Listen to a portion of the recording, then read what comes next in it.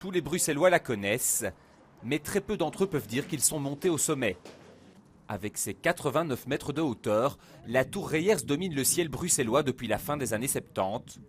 Elle offre une vue imprenable sur la capitale. J'ai déjà vu des vues similaires à Bruxelles, comme sur l'arc du Cinquantenaire, mais là franchement c'est tout à fait autre chose. C'est vraiment magnifique, en plus on a de la chance avec le temps et on peut tout voir de Bruxelles. Donc on a vu, il y a l'Atomium, on disait aussi tiens il y a le Palais Royal à Laken. Les transmissions hertziennes de la RTBF et de la BRT se trouvaient autrefois dans le dôme du Palais de Justice.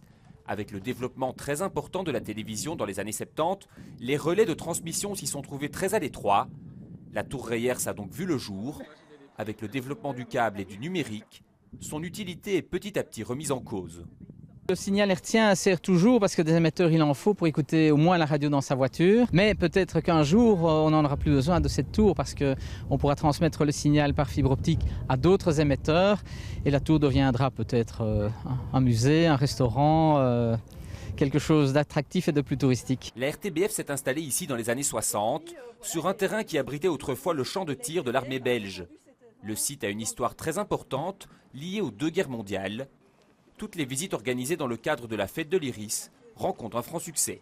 Il y avait des visites ici de la RTB et environ, il y avait des visites quartier du train, c'est-à-dire rue Aramoire et le musée du train, il y a des visites dans le quartier Louis Bertrand, donc il y a tout un ensemble de choses qui étaient faites et c'est assez régulier durant l'année. Une centaine de personnes sont montées aujourd'hui au sommet de la tour, l'occasion de prendre un peu de hauteur par cette belle journée ensoleillée.